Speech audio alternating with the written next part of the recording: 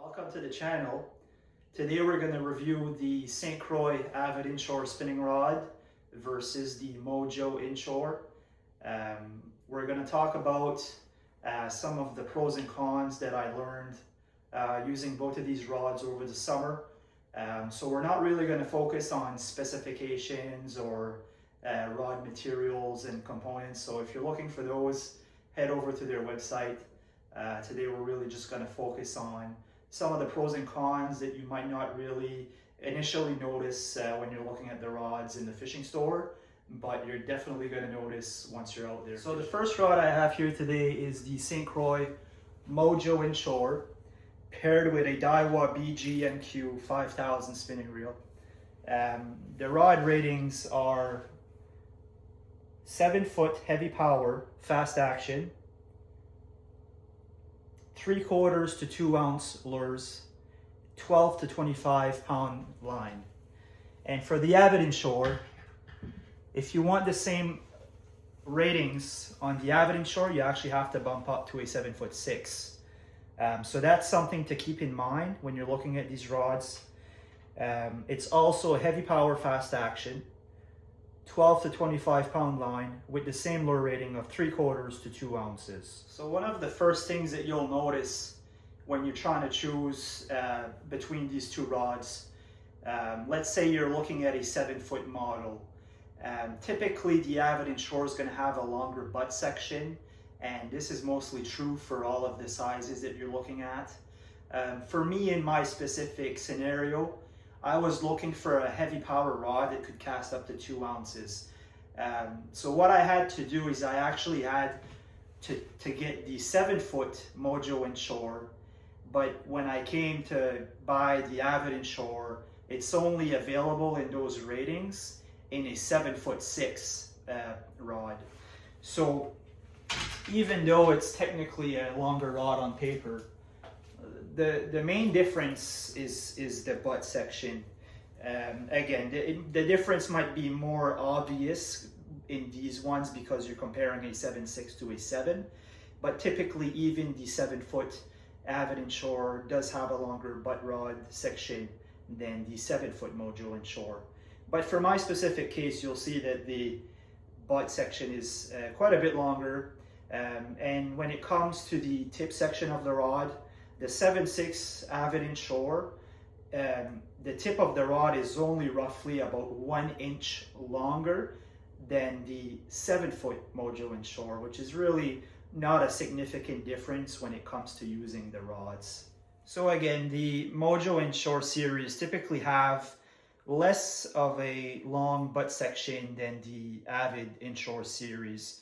So some of the pros and cons to this is, first of all, it's very maneuverable, especially on a kayak, or if you're trying to do like accuracy casting. I do feel I get a bit more accuracy out of the shorter butt of the rod.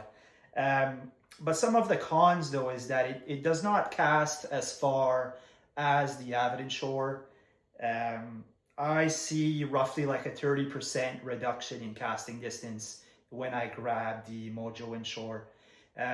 One of the other things that I noticed is when I'm putting on like a 2 ounce lure or swim bait or something like that, something that's a bit heavier, the shorter butt section of the rod does make me quite fatigued a bit more than having the longer butt.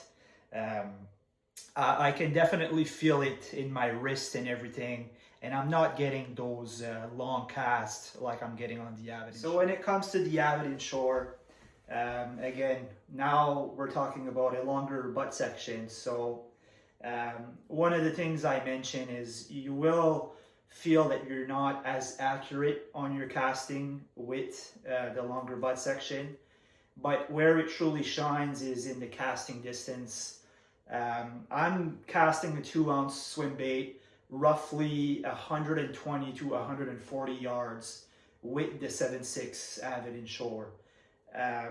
Again, I was very surprised that I can get that much distance out of the rod. Having that longer butt section, you can really put some force into it, and you do not get as tired quickly. One thing to consider is I actually had to go up to a Daiwa BG&Q 6000 size spinning reel, spooled with 30-pound braid, so that I could get a bit more reserve line capacity at the end of my cast. So when it comes to actually fighting the fish with these rods, I do tend to prefer the Avid Inshore. I personally like to tuck it under my armpit, and as you can see, I got quite a bit of butt section to, you know, be able to secure it into my armpit and also get a good grip on the front of the rod. But when you're talking about the Mojo Inshore, because the butt section of the rod is not as long, it's definitely harder to use that same technique. I'm lacking quite in the length of rod to be able to do that. So you don't get as much strength in fighting fish. But a way around that is you can put the butt of the rod and push it into your hip. And that way you can kind of fight the fish from here and get good strength to hold on to the rod. So it kind of just depends what you prefer. Another big difference will be the warranties on the rods.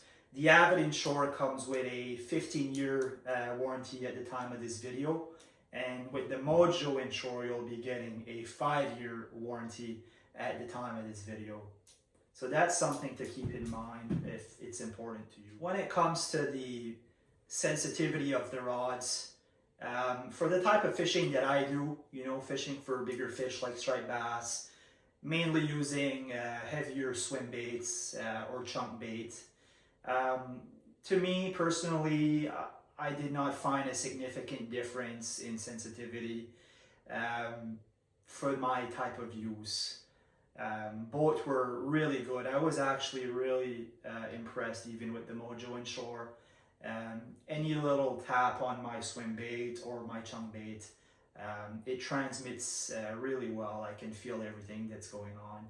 So regardless which one you get, you'll most likely be satisfied with both, depending on the type of use that you're looking to use these rods. So to kind of like summarize the video, for you to know which one might be right for you, I would say that if you're somebody who prioritizes maneuverability, accuracy in your casting, you should definitely look at the Mojo Inshore. It really seems to excel at those things. If you prioritize casting distance and are not as much worried about accuracy, and you can maneuver it, maybe you're on a boat, you're from shore, those types of things, I really think the Avid Inshore is the best bet. If you ask me personally which one I prefer, I do prefer the Avid Inshore. Even though it's a little bit less accurate, less maneuverable, with some practice and time, you'll start to get more comfortable with it. It did take me a few casting sessions to really, you know, adjust my technique because of the extra butt length. That did make it feel a bit more awkward in the beginning. But now I'm at a point where I've practiced enough, and I would even be comfortable even using it on my kayak. You might just have to adjust your technique. So yeah, you can't really go wrong with both of these rods. If you're looking to save a bit more money, look at the Mojo Inshore. If you have an unlimited budget and you just want the nicest rod available, get the Avid Inshore. You'll be happy with both. Thanks for watching.